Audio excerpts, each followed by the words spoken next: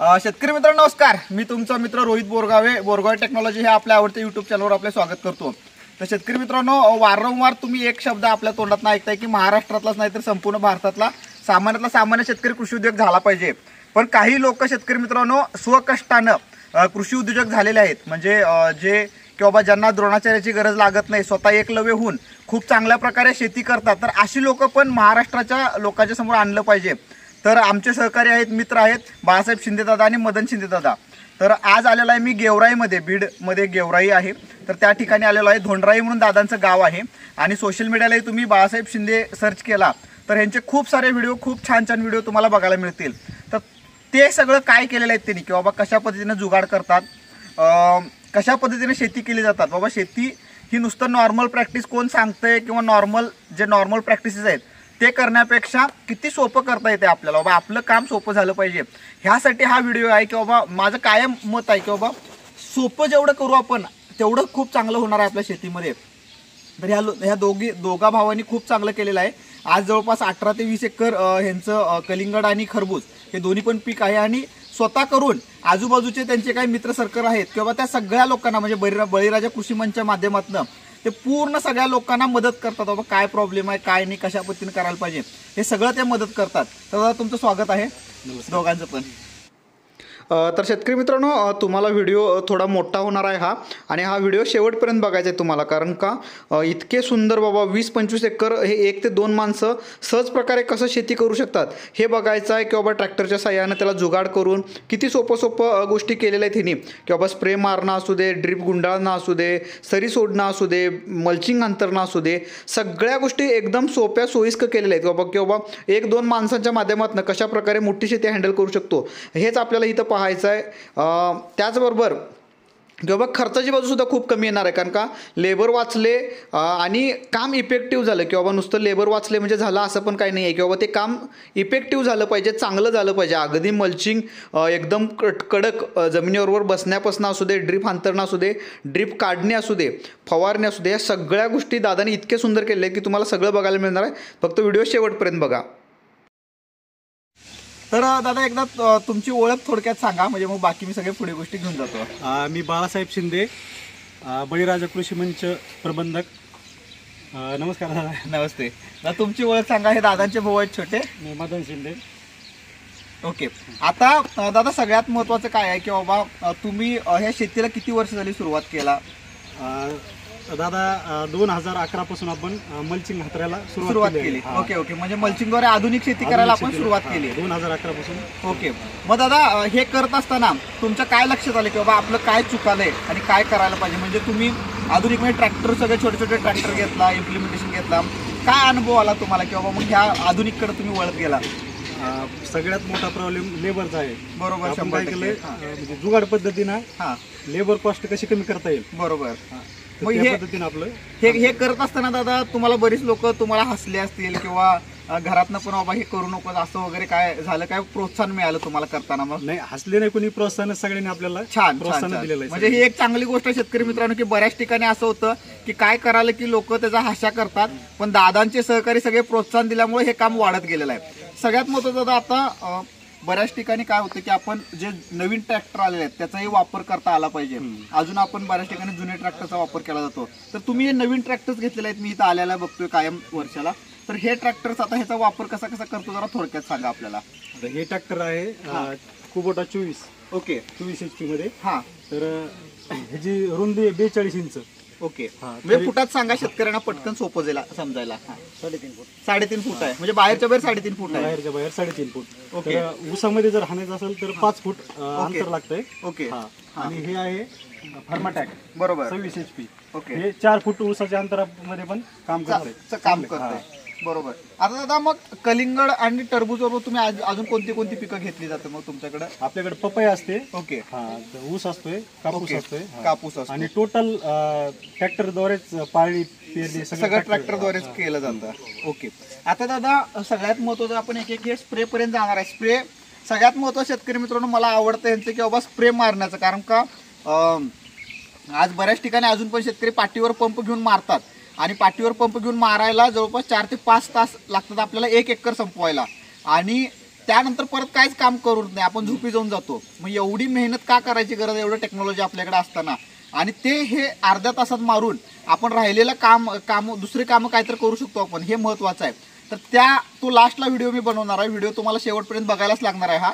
तर हा लास्टला व्हिडिओ बनवणार आहे. पण सुरुवातीपासून दादा आता आपल्याला नांगरट मारायचे, तर त्यासाठी कशा पद्धतीने आपण काय केलं जातं शेत तयार करताना. आता मी काय करणार शेतकरी मित्रांनो, आज तर इथं सगळ्या गोष्टी करणं शक्य नाही, कारण का लावलेलं प्लॉट आहे. पण दादा सगळे व्हिडिओ करून ठेवलेले आहेत, तर तो व्हिडिओ मी ह्यामध्ये ऍड करून तुम्हाला सोपं होईल बघायला. सुरुवातीला नांगरट कशी करतो आपण शेताची? सुरुवातीला नांगरट करायची. हा, नंतर मग नांगरटला कुठला अवजार वापरलं जातं? नांगरट आहे आपलं म्हणजे छोट्या ट्रॅक्टरचा. ओके, छोट्या ट्रॅक्टरचा. हा, म्हणजे सरियाने रोटर मारलं जातं. ओके, त्यानंतर रोटावेटर करून आपलं बेड यंत्र आहे. बेड यंत्र आहे. तर शेतकरी मित्रांनो, बेड यंत्र बघूया आपण, की अतिशय सुंदर प्रकारे बेड यंत्र बनवलेलं आहे.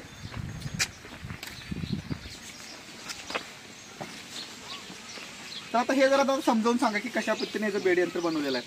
हे दादा मार्केटमध्ये मिळतं काय, तुम्ही तयार केलेलं आहे? नाही, आमच्या बंधूचं डोकं आहे सगळे. Okay okay okay. तर शेतकरी मित्रांनो, मदन दादा आहेत ना, हे खूप विचार करत असतात की कायम कशा पद्धतीने याला सोपं करायचं आहे. बेड बनवताना बऱ्याच आपल्याला सगळ्यात मेजर प्रॉब्लेम आहे की शेतकरी मित्रांनो, बेड हे प्लेन बसत नाहीत, मल्चिंगला चापून एकदम प्लेन बसत नाहीत. त्यामुळं काय होतं आपलं की खालीवर खालीवर खालीवर सगळं होतं, आणि त्यामुळं जे रोप लावतो आपण ते रोप सेट होत नाही लवकर, त्यात हवा जाते, वेगवेगळे कारण होतात. तर त्याला हे केलेलं आहे. तर तुम्हीच सांगायचं समजावून कशा पद्धतीने केलेलं आहे. सुरुवातीला बेड पाडायचे. सुरुवातीला बेड पाडायचे आपण मापाचा. बरोबर, खत टाकायचं. बरोबर, ते खत ते काढणार. बरोबर, ते कालवणार, मिक्स होणार. आता शेतकरी मित्रांनो, ज्या वेळेला आपण बेड बनवतो त्यावेळेला ते खत मिक्स करायला पण इथं जुगाड केलेला आहे. थोडंफार 2 उभ्या अशा वेल्डिंग्स मारून हे केलेलं आहे. त्यामुळे काय होतं, त्यामध्ये मिक्स होतं प्रॉपर. हे शेप करतात, परत प्लेन करतो त्याला, प्लेन करतं. हा, बरोबर. ढेकूर राहिलेला चाक दाबीत. ओके. तर शेतकरी मित्रांनो, आपण काय करत असतो, हा ते फिरवून दाखवा. आणि हे पण कशाचं वापरलेलं आहे तुम्ही? फिल्टर. आपलं फिल्टर खराब वगैरे झालेलं असतात ना आपलं, तर त्याचं हे वापरलेलं आहे. फिल्टरचं आहे. आणि हे पेरणी यंत्राचे बेरिंग घेतलेले आहेत. बरोबर बरोबर. म्हणजे काय, ढेकळ सगळे शाप झाले ना, मल्चिंग मध्ये गॅप राहत नाही. मग आपण बियाची लागवड करतो ना, त्यामध्ये तुटवडा होत नाही. बरोबर, प्लेन लेबर कॉस्ट तर वाचून जातो. शेतकरी मित्रांनो, जनरली बेड कसे पाडतो आपण, की आता बऱ्याच ठिकाणी आपण जुनी पद्धत बघतोय की बाबा आपण 5 फुटाच्या सरी पाडतो आणि परत सरीवर लेबर लावून आपण हातानं प्लेन करत बसतो, किंवा हातात खेकडे घेऊन असं प्लेन करत बसतो. ही जुनी पद्धत झाली. किंवा रिव्हर्स ट्रॅक्टरनं आपण माती पलटी करून पहिला बेड करत होतो. पण आता त्याहीपेक्षा सुंदर इथं बेड करायचे हे केलेले आहेत की 2 आडवे हे लावलेले आहेत, असे फाळ्या लावलेल्या आहेत. त्या आडव्या 2 फाळ्यामुळं नॅचरलीच इकडची माती, म्हणजे ज्यावेळेला रोटर मारतो आपण, तर रोटर मारल्यावर तुम्हाला दुसरं काही अवजार घालायचं नाही सरी सोडायला वगैरे. ज्यावेळेला रोटर घालतो ना आपण, तर त्यावेळेला ह्या रोटर मधनच माती हे वडत घेऊन जातं, आणि त्या मातीच्या माध्यमातून इथं तुम्हाला ऑटोमॅटिक तुम्हाला नॅचरली चांगला बेड तयार होतो. आणि हा बेड तयार झाल्यावर समजा ह्या बेडमध्ये खतं वगैरे घातली असली तर ही खतं सुद्धा तुमची इथं प्रॉपर मिक्स होणार आहेत. त्यानंतर मिक्स झालेली खतं हे तुम्हाला ही फाळी प्लेन करणार ते. आणि हे प्लेन केल्यानंतर सुद्धा काही ठिकाणी जर का तुमचं ढेकूळ वगैरे राहिलं असलं तर हे ढेकूळ पूर्ण प्लेन करायला हे मजबूत करणार. त्यामुळे तुमचा बेड प्रॉपर एक समान, एक मजबूतीकरणचं आणि डोम शेप चांगला होणार, त्यासाठी हे केलेलं आहे. दादा, मग सर्वसाधारणपणे हे आता समजा हा जुगाड केलेला आहे, तर हे 1 एकरला किती वेळ लागतो हे अशा पद्धतीने बेड तयार करायला? 1.25 घंटा. बघा शेतकरी मित्रांनो, तर ह्यासाठी मी स्वतः ह्याच्या आधी ज्या वेळेला बेड तयार करत होतो, तर त्यावेळेला मला पहिला दिवस रोटर मारायचा, दुसऱ्या दिवशी सऱ्या सोडणार, आणि 3-4 दिवस म्हणजे पुढचे 2-3 दिवस लेबर लावून नुसतं मला हाताने सगळं प्लेन करून घ्यायला लागायचे. तर हे 1.25 तासामध्ये हे गोष्ट होऊ शकते. तर तुम्हीही करू शकता अशा पद्धतीने जुगाड. आता दादा, हे केल्यानंतर मग पुढं मल्चिंगचं एक तुम्ही हे केलेलं आहे. हो, मल्चिंगचं ते थोडं दाखवूया शेतकऱ्यांना आपण.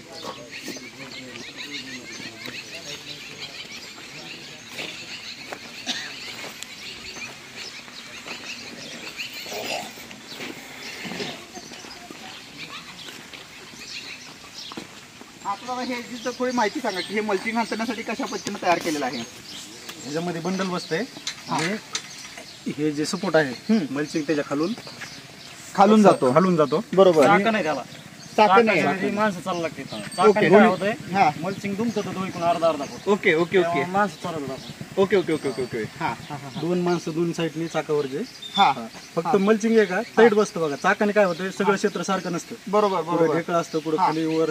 बरोबर. आणि जे ड्रायव्हर असतो त्याला त्रास होतो. खाली उतर खाली.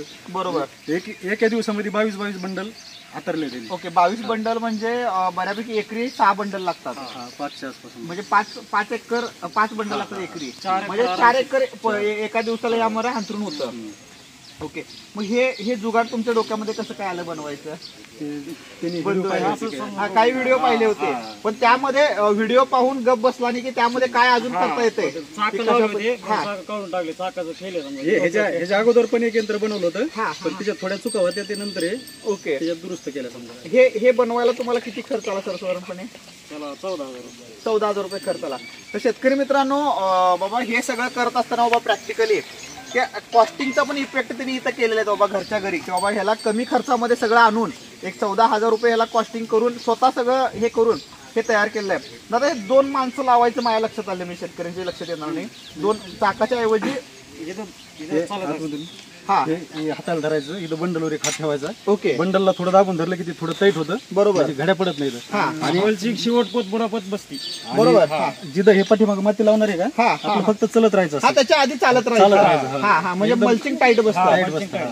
Okay okay okay. आता ते चाकाचं आहे पण ते सगळं क्षेत्र सारखं नसल्यामुळे तो इफेक्ट पुढे काडी कचरा काही खडा वर येतं चाक. ओके ओके आलं लक्षात आलं. आणि दादांचा व्हिडिओही आहे असेल याचा तर हे आपण ऍड करू आपण त्यामध्ये. ओके आणि हे डायरेक्ट छोट्या ट्रॅक्टरला ओके त्यामुळे त्याचीही काय अडचण येत नाही एकदा. तर शेतकरी मित्रांनो सर्वसाधारणपणे आता समजा 5 एकरचा जर का आपण हिशोब केला इथं बी प्रॅक्टिकली आपल्याला बऱ्याच गोष्टीचा विचार करायचा आहे. तर आता हे 5 एकरला तुम्हाला एक तर ट्रॅक्टर लागली. पहिली गोष्ट ट्रॅक्टर आपल्याकडे आहे 5 एकरला प्लस आता माझ्या भागामध्ये दादा 1 एकर मल्चिंग अंतराला दादा 4,500 रुपये घेतात. आपण 4,000चा हिशोब केला तर 20,000 तिथं आपल्याला मजूर खर्च जाणार होता आपल्याला. पण आता इथं कशाला आपल्याला 2 लेबर लागले फक्त एक ट्रॅक्टर ड्रायव्हर लागला. तर 3 जण मिळून 5 एकर अंतरला जातात. मग ह्या 3घांचा जर का पगार आज लेबरला किती पगार आहे? 500 रुपये म्हणजे 1,000 रुपये. म्हणजे जिथं आपल्याला 20,000 रुपये जाणार होते तर ते आपल्या 1,000 रुपये काम झालं. तर शेतकरी मित्रांनो हेच आहे की बाबा वारंवार दादांचे मी व्हिडिओ मुद्दामनं बघत असतो. बऱ्याच सगळ्या गोष्टी बघत असतो आणि हे काम मला खूप आवडतं शेतकरी मित्रांनो की बघा शेतकरी मित्रांनो की आता मी पुढे येणार आहे ह्या व्हिडिओमध्ये मला डीप घ्यायचं नाही आहे की बाबा कलिंगड सारख्या पिकाला रोजचं 1 तास म्हणजे लई झालं. आता 1 तास पण दादांनी इथं अर्धा तासावर आणलेले आहेत काम. आणि एवढ्या सोप्या गोष्टी जर का आपण केल्या तर आयुष्यात आपल्याला कुठंच सक्सेस व्हायला कोणीच रोखू शकत नाही. तर ह्या गोष्टी केलेल्या आहेत. आता दादा सगळ्यात महत्वाचं हे नव्हे ते अजून आपल्याकडे काय म्हणजे खास भाजीपाल्यासाठी जुगाड केलेले आहेत? फवारा एक आणि आपण ठिबक गुंडाळाचं ठिबक गुंडाळायचं पण केलेलं आहे. ओके ओके ओके चालेल तेही बघू. पण त्याच्याबरोबर शेतकरी मित्रांनो मी वारंवार सांगतोय की बाबा खत देणं हे सुद्धा खूप महत्वाचं आहे. प्रॉपर देणं. बऱ्याच ठिकाणी अजून पण व्हेंचुरीने खत दिलं जातात. टेक्नॉलॉजी व्हेंचुरीची वाईट नाही आहे शेतकरी मित्रांनो. मी वारंवार सांगतो की जुन्या टेक्नॉलॉजी आहेत. नवीन टेक्नॉलॉजी आपण ऍक्सेप्ट केलं पाहिजे की नवनवीन ज्या काही गोष्टी येतात. आज पण आम्ही अँबॅसेडर गाडी घेऊन फिरलो तर काय त्याला अर्थ नाहीये. गाडी चांगलीच होती अँबॅसेडर त्या काळामध्ये पण आज ज्या काही नवीन गाड्या आल्यात सेफ्टीच्या गाड्या आल्यात ते वापरतो. तर तशाच पद्धतीनं व्हेंचुरी टेक्नॉलॉजी खूप जुनी होती. आत्ता आपल्याला खत देताना प्रेशरनंच खत द्यायचं आहे बाबा. कारण का तो कालावधी मुळात काय आहे सेन्सिटिव्ह पिक आहेत बाबा. कलिंगड असू दे खरबूज असू दे तर ह्या पिकाचा वेळ आपल्याला बाबा मिळणारा वेळ समजा 1 तासच पाणी द्यायचं तर 1 तासामध्ये पण पाणी प्लस खत द्यायचं असतं आपल्याला. तर हे प्रॉपर मॅनेजमेंट करावं लागतं. मग ह्यामध्ये शेतकऱ्यात चुका काय होतात की बांधावर माझा हॉल आहे आणि त्या हॉलपर्यंत मग मी एक पोतं कुठं घेऊन जाऊ वज्ज गाडीला बांधून मग राहू दे आजच्या दिवशी उद्या सोडतो. मग रिझल्ट मिळणार नाही आहेत कारण की मुळात 60 दिवसाची पिकं आहेत ही. तर या 60 दिवसामध्ये जे ते रोटेशनमध्ये प्रॉपर द्यायला पाहिजे. तर ह्यासाठी दादांनी तिथं घरापाशीच त्यांचं विहीर आहे आणि त्या विहिरीवरनं डायरेक्ट त्यांचं जे काही 20-25 एकर शेत आहे तर त्या पूर्ण शेताचं प्रॉपर प्लॅनिंग करून इथनं डायरेक्ट खताचं मॅनेजमेंट केलं जातं. ते जरा दाखवूया दादा आपण.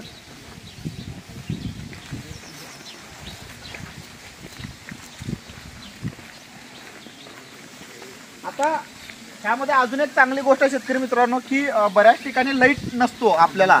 म्हणजे सकाळी लाईट हे होतो पहाटे लाईट आलं संध्याकाळी लाईट आलं हे वारंवार आपले तक्रार असतात. पण दादाने तो सोलरच बसवून टाकलेले आहेत.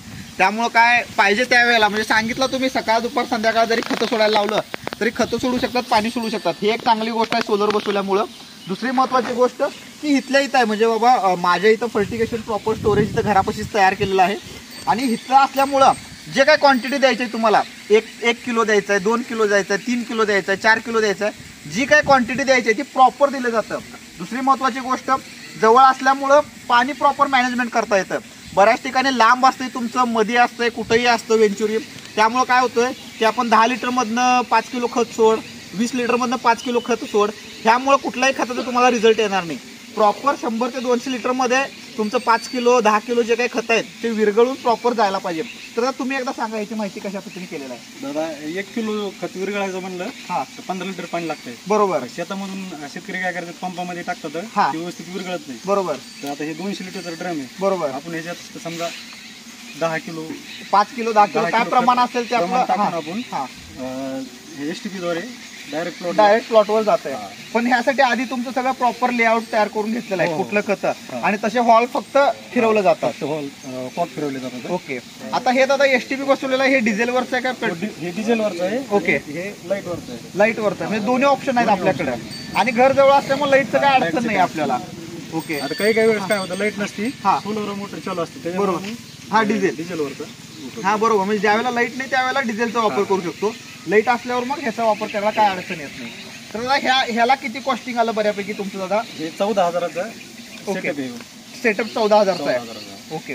पण ह्याच्यामुळं शेतकरी मित्रांनो, भले 14,000 रुपये कॉस्टिंग जरी आलं, पण जो रिझल्ट तुम्हाला जो उत्पादन मिळणार आहे तर त्याला कोणच तिथं म्हणजे हातच धरू शकणार नाही. मेन तुमचा रोजचा ताप, इरिटेडपणा जिथं होतो दादा शेतकरी मित्रांचं, की बाबा रोज खतं सोडा. कारण का आता हे 60 दिवसाचं पिकं तर 30 वेळा खतं आपल्याला द्यावं लागतात. मग हे 30 वेळा त्या शेतात जायचं, खत उचलून बॅग घेऊन आणि सोडायचं, हे सगळ्यात मोठं त्रास होत असतं. अतिशय सुंदर केलेलं आहे दादा. हे डिझेल STP तर ह्याला काय म्हणजे टेक्निकली थोडंफार सांगा, म्हणजे लोकांच्या लक्षात येईल. हे किती ह्याचं हे आहे? हे 5 HP डिझेल मोटर आहे, डिझेल इंजिन आहे. बरोबर. 45ची STP आहे. बरोबर. तर आपण हे 2012ला घेतलेलं आहे बघा. ओके. 2012ला घेतलेलं आहे. हा हा. ह्याला एक म्हणजे एक्स्ट्रा 1 रुपया पण खर्च, 1 रुपया पण खर्च आलेला आहे. घरीच असते. बरोबर. आणि हे कुठेही आपण उचलून पण नेऊ शकतो, असं त्याला स्टँड वगैरे प्रॉपर केलेलं आहे. पावसाळ्यामध्ये असं राहील तरी काय अडचण येत नाही. त्याला हे केलं ना. ओके. टाकून टाकायचं. बरोबर. तर अतिशय सुंदर केलेलं आहे शेतकरी मित्रांनो. आणि दादा ह्याचा आता तुम्ही अभ्यास केलेला आहे डीप, की हे चेक करायला. आता दादा मला आल्या एक गोष्ट सांगितली आहे, की मी दादांना विचारलो की तुम्ही केलेलं आहे ठीक आहे, पण हे शेतात प्रॉपर पोचतंय काय नाही तुमच्या इथं, हे बघितलंय काय नाही. कारण का मी थोडंफार चौकस बुद्धीने त्याला हे केलं की बाबा याचे रिझल्ट मिळतात का नाही हे बघण्यासाठी. तर त्याच्या पुढे दादाने त्याच्यावरही जुगाड केलेला आहे. ह्युमिक ऍसिड पहिला सोडून बघितलेला आहे, कारण का ह्युमिक ऍसिड ज्यावेळेला सोडतो आपण त्यावेळेला ते पूर्ण काळं होतं आणि ते ड्रीपमधनं लॅटरलमध्ये काळं तिथं पडलेलं दिसतं आपल्याला. तर हे ऑलरेडी चेकिंग करून झालेलं आहे. तर दादा हे किती वेळामध्ये तुमचं जाताना कशा पद्धतीने ह्याचं नियोजन केलं जातं तुम्ही? दादा आपण प्रत्येक प्लॉटचा एक टायमिंग सेट केलेला आहे. बरोबर. पहिल्या सुरुवातीला ज्यावेळेस आपण STP बसवला हा, त्यावेळेस आपल्याला खत सोडल्यानंतर हा, किती वेळात पोहोचत आहे आणि त्याच्यानंतर किती पाणी द्यायचंय हा, त्याचं आपण ते टायमिंग सेट केलेलं आहे, कोणत्या प्लॉटला किती मिनिटं. बरोबर. त्यावेळेस आपण ह्युमिक ऍसिड सोडलं, हा. पूर्ण ब्लॅक पाणी झालं सगळं काळं. हा, तर तिथं आपण मग घडी लावूनच तिथं STP बंद केला का, हा, तर तिथं किती मिनिटात पोहोचलं. पूर्ण काळं पाणी पोहोचून संपत आहे. बरोबर. त्या हिशोबाने आपलं हे केलेलं आहे. 100% शेतकरी मित्रांनो, कॉलेज हे एज्युकेशन हे पुस्तकी ज्ञान शेतकरी मित्रांनो कधीच काय कामाचं नसतं. ज्या वेळेला तुम्ही स्वतः मन लावून त्यामध्ये डीप अभ्यास करताय की बाबा माझ्या शेतामध्ये काय प्रॉब्लेम आला आणि त्याच्यावर मी काय सोल्युशन काढतोय, ते खूप महत्त्वाचं शेतकरी मित्रांनो दादानी ते केलेलं आहे. म्हणजे तुम्हाला गुरु बनवायचं तर असे गुरु बनवा की ज्यांच्याकडनं ह्या गोष्टी तुम्हाला शिकायला मिळतील. या खूप महत्त्वाच्या गोष्टी आहेत. डीप काम करणं हे महत्त्वाचं आहे. आता थोडं मी स्प्रेच्या नियोजनात येणार आहे आणि थोडं प्लॉटवरचा व्हिडिओ घेणार आहे दादा, आपण ते थोडं घेऊया.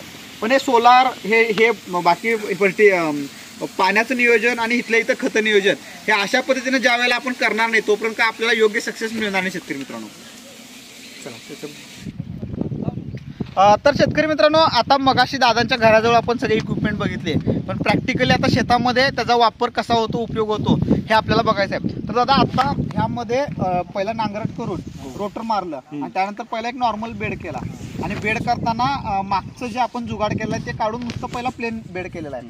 आता तुम्ही सांगा पुढं काय हे केलेलं आहे. आता प्रॉपर आपण पहिल्या स्टार्टिंगला हां सुरुवातीला फर्स्ट टाइम फक्त ती मागची फळी हां आणि जे रोलर आहे फिरायचं ते काढलंय. बरोबर. आणि फर्स्ट टाइम म्हणजे एकदाच बेड पाडला हा. बरोबर. जी मधला असे हा गव्हाण तयार झाला, गव्हाण तयार त्याच्यामध्ये झाला. आपण शेणखत कोंबडी खत भरून हा नंतर ते जुगाड आपण आता जे बघितलं बरोबर. त्याच्यानंतर परत अजून एकदा हे करून घेणार. हा एका बेडवर डबल मारावं लागतं ते. बरोबर बरोबर बरोबर. हा ठीक आहे ना शेतकरी मित्रांनो, ह्यामध्ये आता दादा काय कॅमेरा समोर बोलायला जरा त्यांना हे होतं, पण तुम्ही समजून घ्या महत्वाचं, कारण का आपले शेतकरी दादा आहेत.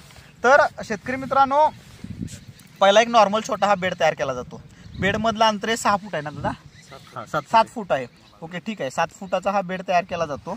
आता ही गव्हाण तयार झाली आहे शेतकरी मित्रांनो. या गव्हाणीमध्ये जे काही आपल्याला खत टाकायचं, शेणखत असू दे किंवा जे काही नॉर्मल बेसल डोस बऱ्याच ठिकाणी टाकले जातात, तर हे सगळं जे काही टाकायचं तुम्हाला ते टाकलं जातं. पण आता हे टाकल्यानंतर हे अंतराळी राहणार. आता समजा इथं हे कापसाचे थोडे हे पडलेले आहेत, तर अशा पद्धतीने इथं हे पडणार, अंतराळी पडणार. मग हे अंतराळी पडलं, नवीन रोप लावलो आपण तर ते रोप खराब होणार. तर त्यासाठी तिथं मगाशी मी तुम्हाला दाखवलेलं की बाबा ते खत कालवायला एक आपण असं रॉड सारखं दादाने त्यामध्ये टाकलेलं आहे. त्यामुळे काय होणार की खत हे प्रॉपर खाली जाणार. हे खत खाली गेल्यानंतर ते मागचं दांडा आहे त्यामुळे हे सगळं प्लेन होऊन जाणार, प्लेन होणार. आणि प्लेन झाल्यानंतर सुद्धा काही अशी ढेकळं राहिली जातात शेतकरी मित्रांनो. तर ही ढेकळं ते मागचा रोलर आहे तर त्या रोलरनं पूर्ण सगळं प्लेन केलं जातं. अतिशय सुंदर प्रकारे आपल्याला बेड पाहिजे तसे बेड तयार होतात. आणि ह्याच्या पुढं किंवा जे मल्चिंग अंतरायचं तर मल्चिंगच्या ठिकाणी मी दाखवतो तुम्हाला. तर शेतकरी मित्रांनो, एक भाऊ हे पूर्ण मशिनीचं सगळं जुगाड करतात आणि एक भाऊ आहे ते पूर्ण ह्या शेतीचं मॅनेजमेंट करतात. अभ्यास करून बाबा काय करायला पाहिजे, काय नाही, कुठली व्हरायटी लावायला पाहिजे, किती अंतर पाहिजे त्याचं, कशा पद्धतीने त्याचं मॅनेजमेंट केली पाहिजे, ड्रेंचिंग, आळवणी, फवारणी, उत्पादन येईपर्यंत 60 दिवस काय जे काही मॅनेजमेंट आहे ते केलं जातात. पण त्याच्या आधी आता आपण बघितलं की बाबा रान कशा पद्धतीने तयार करायचं आहे. आता रान तयार केल्यानंतर महत्त्वाचा विषय येतो मल्चिंग. आणि मी वारंवार सांगत असतो की आपल्या शेतकरी मित्रांनो की मल्चिंग हे टाईट बसलं पाहिजे, एकदम टाईट. आता तुम्ही बघू शकता इथं अतिशय सुंदर प्रकारे टाईट मल्चिंग बसलेलं आहे. आणि हे बी घातलेला प्लॉट आहे. एकदा जरा प्लॉट दाखवा दादा. जवळपास आता इथं 18 ते 20 एकरचा पूर्ण प्लॉट नियोजन आहे. हे सगळं ड्रीप फर्टिगेशन, घरापासून फर्टिगेशन होत आहे. स्प्रे सगळे ट्रॅक्टरनं होतात. ह्याच्या जिथंपर्यंत ट्रॅक्टर नव्हतं तिथपर्यंत ट्रॅक्टरनं, आणि त्याच्या पुढचा कसा स्प्रे करतात ते पण आपण दाखवणार आहे. तर हे सगळं नियोजन फक्त हे 2 भाऊ मिळून करत असतात. तर हे कशा पद्धतीने आता आपण बघायचं. आता हे मल्चिंग बद्दल जरा सांगा की कशा पद्धतीने आता ते जुगाड दाखवलं मशीन, तर ते कशा पद्धतीने बसते जरा दाखवा, सांगा. जुगाडाच्या साहाय्याने आपण हे मल्चिंग पूर्ण हातरून घेतलंय आणि 1.25 फुटावर झिगझॅग पद्धतीने मारून. हा ते एकदा सांगा. आपण माणसं लावून पुढे चालत, हा ती 2 माणसं शेतकरी सांगितली होती ना, हे ह्या साईडनं चालत होते. मी म्हटलं की लक्षात आलं नाही, ते टायर बसवून ह्या साईडला चालल्यामुळे मल्चिंगवर पाय देतल्यामुळे हे टाईट बसतं. आणि पाठीमागचं जे फण आहे ते फण आहे त्यामुळे माती लागत जाते. आणि आता इथं मध्ये गव्हाणामध्ये मग माती राहिलेलं हे काय केलं जातं नंतर, हे साईडने गवत उगलं होतं थोडंफार तण, तर आपण फटलरी त्याला बुजून घेतलं. ओके म्हणजे साईडला ढकलणाऱ्या माती नाही केलं. पहिला रोटर मारून काय मग डायरेक्ट साईडला ढकलून घेतलं. नाही, सुरुवातीला आपण जे मल्चिंगचं जुगाड आहे तेच बुजून घेतला. बरोबर. त्यानंतर जे साईडला खाली पाणी आलेलं असतं तिथं तण उगलेलं असतं ना. बरोबर. आपण नंतर फटलरने त्याच्यावर माती टाकली त्यामुळे तणकाट पण सगळं गेलं. शेतकरी मित्रांनो, एवढं भांगलत बसायला कमीत कमी 10,000चं भांगलन सुद्धा कमी पडत, 10,000 रुपये सुद्धा कमी लागतील, जास्त लागतील, त्यापेक्षा जास्त पैसे लागतील. पण त्याच्यामुळे एकदम इझी होतं. आणि मगाशी मल्चिंग बद्दल आपण बोललेलोच आहे की बाबा हे सगळ्या जुगाडद्वारे 5 एकर एका दिवसामध्ये हे मल्चिंग सगळं हांतरून होतं. आता दादा 7 बाय आपण 1.5 फुटावर बी लागवड केलेली आहे. आता बऱ्याच शेतकऱ्यांचं म्हणणं आहे की बाबा रोपं लावली पाहिजे, त्याचं कॉस्टिंग वाढतंय. तर तुमचं एकदा मत सांगा की बाबा बी लावलेलं चांगलं का रोपं लावलेलं चांगलं? दोन्ही मध्ये पण फायदा आणि नुकसान आहे. बरोबर. बी लागवड केल्यावर काय होतंय, उगून निघल्यापासून तर ते डेव्हलप होईल, त्याची वाढ थांबत नाही. आणि रोपाचं काय आहे, मध्ये 4-5 दिवस आपले सेट होण्यासाठी तुमचं जर असं समजा रोपाचं नियोजन असेल, क्षेत्र जर खाली नसेल, एक 8-10 दिवसांनी 15 दिवसांनी रान खाली होणार असेल तर तुम्ही रोपाचं नियोजन करू शकता. बरोबर. आणि तुम्हाला आजच नियोजन करून बिल नियोजन करायचं असेल तर रोपायला पण याला पण काय अडचण नाही. शेतकरी मित्रांनो, महत्वाचा विषय हाच आहे. दादाने सांगितलं तसं शेती करायची तुम्हाला प्रोफेशनल पद्धतीने करायचं, नियोजन हे पाहिजेच. तुमचं नियोजन केल्याशिवाय तुम्ही करूच नका, काय गरजच नाही. नियोजन केल्यानंतर त्याला काय अर्थच नाही आहे शेतकरी मित्रांनो. तर सर्वात महत्वाचं आहे की प्रॉपर नियोजन असणं महत्वाचं. तर नियोजनानुसार दादानी सगळं हे केलंय. आता एक समान एकाच वेळेला सगळा प्लॉट केलाय काय थोडं अंतराने केलेला आहे? 4-4 दिवसाचे 4-4 दिवसाच्या अंतराने, म्हणजे 4-4 दिवसांना प्लॉट निघत जातील, म्हणजे हार्वेस्टिंगला पण तशा पद्धतीने सोपं जात राहील. तर शेतकरी मित्रांनो, ह्या गोष्टी केलेल्या आहेत. आज कितवा दिवस आहे त्याचा प्लॉटला? आपली जी 14 डिसेंबरची लागवड आहे. आज आहे 20 आहे ना. हा 20 तारीख आहे, म्हणजे 1 महिना झालेला आहे बऱ्यापैकी याला. एक महिना 6 दिवस झाले बी लावून शेतकरी मित्रांनो, आणि ग्रोथ अतिशय चांगली आहे. आपण पण वारंवार म्हणतो शेतकरी मित्रांनो की खर्च कमी करत न्यायचा आपल्याला. बिया लावल्यावर अतिशय चांगल्या प्रकारे जर्मिनेशन आणि हे होतं. बरीच लोक अजून घाबरतात की बी लावायचं काय नाही, तर हे अतिशय सुंदर प्रकारे इथं आता सगळं तुम्ही बघत आहे. आता महत्वाचा विषय आहे की बाबा स्प्रे नियोजन. म्हणजे आता कलिंगडा लागतं काय, बेसिक गोष्टी, रान प्रॉपर चांगलं तयार झालं पाहिजे तुमचं, त्यानंतर बिया घातल्या पाहिजेत किंवा रोपं लावली पाहिजेत. आता ही रोपं उगवून आल्यावर महत्वाचं फर्टिगेशन आणि स्प्रे, ह्या दोनच गोष्टी राहतात. तर फर्टिगेशनला तर तुम्ही बघितलं आहे की दादा कशा पद्धतीने फर्टिगेशन दिलं जातं. आता स्प्रे महत्वाचं, स्प्रे नियोजनला पण आपल्याला त्रास होत असतो, तर त्याचं जुगाड कशा काय पद्धतीने केलं तर आपण आता बघूया दादा. हा मित्रांनो, आत्ता सगळ्यात महत्वाच्या माझ्या आवडीचा जुगाड, कारण का मी बऱ्याच शेतकऱ्यांचं बघतोय किंवा फवारणीला खूपच कंटाळा करतात आणि महत्वाचे प्रॉब्लेम तिथूनच चालू होतात. एकतर वाढीसाठी बाबा की फोटोसिंथेसिस क्रिया आणि तिथं कंट्रोल प्रोटेक्शन बाबा, हे सगळ्या गोष्टी या फवारणीतच होऊ शकतात. आपल्याला सेटिंग होणं हे खूप गरजेचं आहे. ह्या सगळ्या सिच्युएशनमध्ये किंवा फवारणीचा रोल हा सगळ्यात महत्त्वाचा मोस्ट आहे. आता कलिंगडमध्ये शेतकरी मित्रांनो, मी ड्रोनचा एक मध्ये व्हिडिओ टाकलेला आहे की बाबा ड्रोन सारख्या फवारणी ह्या आपल्याला उपयोगाला येत नाहीत, कारण का 200 लिटर पाणी जायला पाहिजे, प्रॉपर त्याचं नियोजन सगळं लागायला पाहिजे. ह्या गोष्टी ह्यामध्ये खूप महत्त्वाच्या असतात. आणि कलिंगडमध्ये बघायला गेलं तर बाबा चालायला येत नाही किंवा पाठीवर घेऊन चालणं पण अवघड होतं. ह्या सगळ्या गोष्टीमध्ये एकमेव बाबा की ट्रॅक्टरला कशा पद्धतीने जुगाड करता येते, ही एखादी कंपनी सुद्धा अजून विचार केली नाही, तर तेवढा विचार करून इथं दादानी जुगाड केलंय. आता मी सांगण्यापेक्षा थोडं दादाच माहिती सांगू देत व्यवस्थित की कशा पद्धतीने केलं जातं, एकदा सांगा थोडक्यात माहिती. दादा हे 200 लिटरचा टाकी आहे, बरोबर. हा हा, आणि आपण दोन्ही साईडने 2 नोजल त्याला बरोबर सेट केले. सेट केले 8 फुटावर बेड आहे, बरोबर. पद्धतीने आपण 2 नोजल त्याला सेट केले. डायरेक्ट नॅचरली ते फवारणी करणार. हा, हा. हा, एसटीपी हे बसवलेलं आहे, एसटीपी 50 एसटीपी 50चा एसटीपी बसवलेला आहे. ओके. आणि हा रोटरलाच तुमच्या फिरणार, हा रोटरलाच फिरणार, रोटरलाच फिरणार, म्हणजे ह्यासाठी वेगळं काय इंजिन मोटर लावायची काही गरज नाहीये. वेगळं. ओके. दुसरं महत्वाचं दादा, हे 8 फुटाला बरोबर तसे फॉग आता मी तुम्हाला व्हिडिओ मध्ये दाखवतो. सुरुवातीला जे आपण पहिले 1-2 स्प्रे घेतले का, हा, हा पाईप इथे होता, बरोबर, म्हणजे जास्त फोकस करायची गरज नव्हती, बरोबर. फक्त तेवढ्या जागापुरतच ऍडजस्ट होईल ह्या हिशोबाने हे आपण खाली बांधलेलं होतं, बरोबर. आता येईल थोडं खाली आल्यामुळे आपण ह्याला वरती घेतलं म्हणजे प्रॉपर इंडेक्स कव्हर व्हायला ह्यासाठी. आणि आता काही जण काय म्हणते हे टाकी आहे, ट्रॅक्टर आहे, जास्त पाणी लागेल, औषधाची जास्त नासाडी होईल, पण ह्या 200 लिटर मध्ये आपलं 4 एकर स्प्रे होतोय आरामात. बापरे, बघा मग, म्हणजे 50 लिटरचं एकरी लागलं आपल्याला पाणी. The best. शेतकरी मित्रांनो, आता मी तुम्हाला सांगतो थोडं, हे बघा दादानी काय केलंय तुम्हाला सांगतो की बाबा सुरुवातीच्या काळामध्ये आपल्याला एसटीपी किंवा पाईप किंवा हे घेऊन शक्यतो जास्तीत जास्त रोपं लहान असतात, त्यामुळे आपण काय करतो पाठीवरच्या पंपानं औषध मारायला प्रेफर करत असतो. आणि एसटीपी पाईपनं मारणं तर शक्यच नाही आहे, कारण का कसं मारणार ना, पाईप कशी वडायची आणि ह्या कशा गोष्टी करायच्या प्रॉब्लेम होतो. तर द बेस्ट ट्रॅक्टरनं औषध मारायचं हे केलंय. पण ट्रॅक्टरनं मारत असताना जुना व्हिडिओ पण मी एक लास्टला दाखवतो दादानी किंवा बसून कशा पद्धतीने मारत होतं, तो त्या ह्याच्यावर हा बसून बॅटरी पाईपचा केला होता, तोही अतिशय होता. मी लास्टला तो व्हिडिओ पण दाखवतो दादांच्याकडनं घेऊन, तोही सुंदर होता दादा, मला तोही लय आवडलेला दादा, की द बेस्ट होता तो सुद्धा. पण त्याच्या पुढे दादांनी आता इथं केलेलं आहे की काही गरज नाही, फक्त एकच माणूस तुमचा दादा स्वतः औषध तयार करून टाकीमध्ये घातले आणि पूर्ण मारायचं, हे नॅचरली त्याचं काम करतं. हे ऍडजस्ट होऊ शकतं शेतकरी मित्रांनो, म्हणजे हे खाली सुद्धा पाईप बांधू शकतो, वर पण बांधू शकतो, ह्यापेक्षा वर बांधायची गरज आहे तर अजून पण वर बांधू शकतो, त्यामुळे त्याची काय अडचण येणार नाहीये. हे 2 तिकडं एसटीपी घेतलेले आहेत 50चा, त्याला 2 हे बरोबर नोझल असे बांधलेले आहेत, त्यामुळे दोन्हीकडं फॉगरमध्ये असं मारलं जातं, त्यामुळे सगळा प्रॉपर एरिया कव्हर केला जातो. दुसरं महत्वाचं काय आहे की याला वेगळ्या मोटरची काही गरज नाही, नॉर्मल ते रोटावेटरच्या गिअरवर सगळं चालतं. आता एकदा चालू करू देत आणि ह्याच्या पुढं, म्हणजे हे एकदा बघा आणि ह्याच्या पुढचा जो गाडी, तर आधी तो सांगूयात दादा. आता महत्वाचं शेतकरी मित्रांनो काय, आता तुम्ही म्हणशील की 4 फवारणी झाले, ह्याच्या पुढं काय, तर ह्याच्या पुढं खरी गंमत आहे. तर त्यासाठी पूर्व नियोजन महत्वाचे, तर त्यासाठी दादानी काय केलं तर तुम्ही सांगा दादा एकदा. आपण 12 बेडच्या अंतराने ट्रॅक्टर मध्ये जाण्यासाठी एक 15 फुटाचा रस्ता सोडलेला आहे. नंतर पूर्ण एल पॅक झाल्यानंतर ट्रॅक्टर त्यांनी मागे पुढे येणार, बरोबर, आडवी नळी धरायची आणि त्याला 3 जण लागतात, 3 नोजल त्याला सेट केलेले आहेत. 6 बेड जायला आणि 6 बेड यायला या हिशोबाने तयार केलेले आहेत नोजल तसे. त्याचा व्हिडिओ टाकतो मी शेतकरी मित्रांनो दादांच्याकडे, 40 मिनिटांमध्ये लक्षात होतं. 40 मिनिटांमध्ये 3 एकर स्प्रे. ओके. शेतकरी मित्रांनो 40 मिनिटांमध्ये 3 एकर, आता दादांचं एवढं 20-25 एकर क्षेत्र आहे, तर एवढं स्प्रे मारणं महत्वाचं आहे.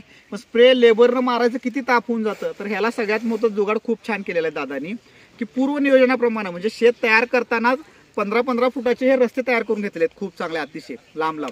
आता ह्या रस्त्याच्या माध्यमातून काय केले जातात की बाबा 3 बेड म्हणजे 6 बेड, हे 2 बेड एकाच वेळेला फवारणी करत जाणार, असे 6 बेड एका वेळेला फवारणी करत जाणार आणि येताना परत 6 बेड करत जाणार. म्हणजे ट्रॅक्टर हा समजा 15 फुटाचा रस्ता आहे, तर ह्या 15 फुटातनं ट्रॅक्टर जात असताना ह्या साईडला असे ह्याच ह्याच्यातनं 3 STPचे नोझल काढलेले आहेत असे, आणि हे 3 नोझल म्हणजे 6 बेड कव्हर करणार एकाच वेळेला, एक नोझल 2 बेड कव्हर करत असे म्हणजे 6 बेड एका वेळेला कव्हर करणार. परत तो ट्रॅक्टर मागे येताना 6 बेड कव्हर करणार. अशा पद्धतीने दादा सांगितल्याप्रमाणे 40 मिनिटांमध्ये आपण किती दादा 3 एकर फवारणी होते, म्हणजे एका दिवसभरात तुमचं सगळंच फवारणी होऊन जाते. तर अतिशय बेस्ट आहे केलेला शेतकरी. मग त्याचा व्हिडिओ टाकतो मी, तुमच्या लक्षात येईल. आपण जे 15 फुटाचा रस्ता ठेवलेला आहे त्याचा उपयोग फक्त फवारणीसाठीच नाही, आपल्याला ज्यावेळेस हार्वेस्टिंग करायची बरोबर, तर आपलं आयसर समजा गाडी ती पाठीमाग आता 700 फुटाचा आवडे हो बरोबर, लेबर जर वरच्या कडीला माल आणायचं म्हणलं तर लेबर कॉस्ट वाढन, बरोबर, आपल्याला त्या जागेचा नंतर हार्वेस्टिंगच्या टायमाला पण उपयोग होणार आहे 100% शेतकरी मित्रांनो. म्हणजे काय नुसतं त्याचा वापर नुसतं फवारणीसाठी नाही आहे, ज्यावेळेला आपण माल हार्वेस्टिंग करणार आहे त्यावेळेला सुद्धा इझी होऊन जाणार आहे आपल्याला. आता दादा हे जरा चालू करून दाखवा, म्हणजे मग लक्षात येईल की शेतकरी मित्रांनो कसं हे होऊन जाते.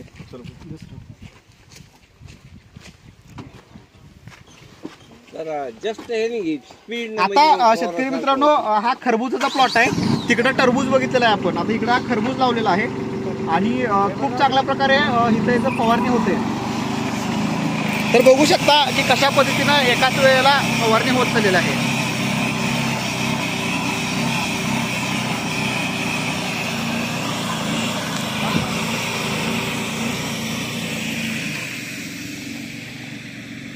चालू राहू दे.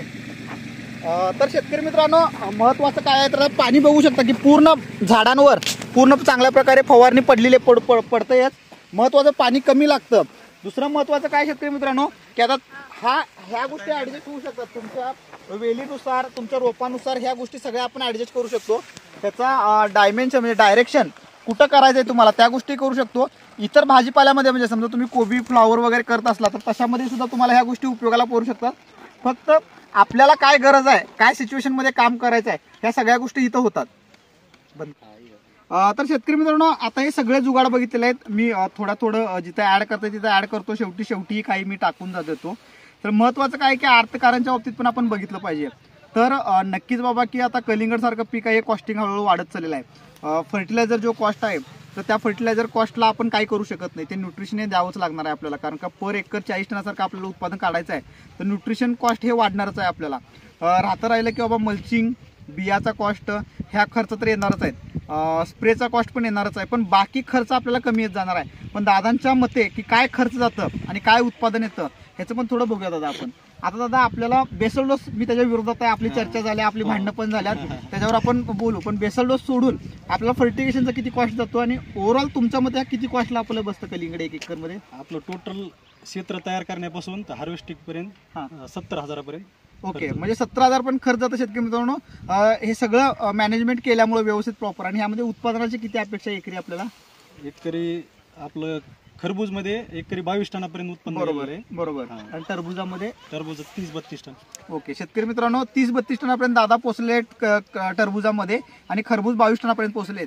जर का समजा टरबूज आपण 30 टनाचा जरी उत्पादनाचा आपण हिशोब धरला आणि मार्केट रेट जनरली 10 रुपये जरी आपण पकडला तरी 3 लाख रुपये आपल्याला त्याचं प्रॉफिट होतात. म्हणजे त्यातनं 80,000 वजा केलं तर 2,20,000 हे 1 एकर मधनं. पण आपण डबलला घेतो, 2 पिकं घेतो, त्यामुळे त्याचंही काही अडचण नाहीये. आता दादा हे सगळं करत असताना बाबा की बाबा शेतकरी मित्रांनो हे कॅल्क्युलेशन आहे की 1 एकर 2 एकर त्यालाही तुमचा तेवढाच वेळ लागणार आहे आणि 10 एकर 20 एकर मॅनेजमेंट करायला तेवढाच वेळ लागणार आहे. पण ह्यासाठी डोकं लावायचं आहे तुम्हाला, अशा पद्धतीनं जुगाड करायचं आहे. महत्वाचा विषय आहे की दादा हे सगळ्या गोष्टी तुम्ही जुगाड केलेला आहे. आता मार्केटिंगचं एक जुगाड करणं खूप महत्वाचं आहे. तर त्या बाबतीत थोडं डोक्यात घ्या. ते तुम्ही डोक्यात घेतला की अजून आमच्या लाखो शेतकऱ्यांना त्याचा फायदा होणार आहे. तर त्याच्यावर काय करता येते, जुगाड लावता येते, त्या गोष्टीचं जुगाड करा. बाकी शेतकरी मित्रांनो दादांचं युट्यूब चॅनलला त्याला फॉलो करा, जेणेकरून तुम्हाला हे जे काही सगळ्या गोष्टी आहेत, दादांना फक्त बोलता येत नाही पण गाणी खूप छान लावतात. तुम्हाला 90च्या गाणी ते चांगल्या मूडमध्ये सगळ्या बघायला मिळतील. मी दादांच्या चॅनलचं लिंक पण खाली टाकतो. तर जे काही दादा जुगाड करतात ते बघा.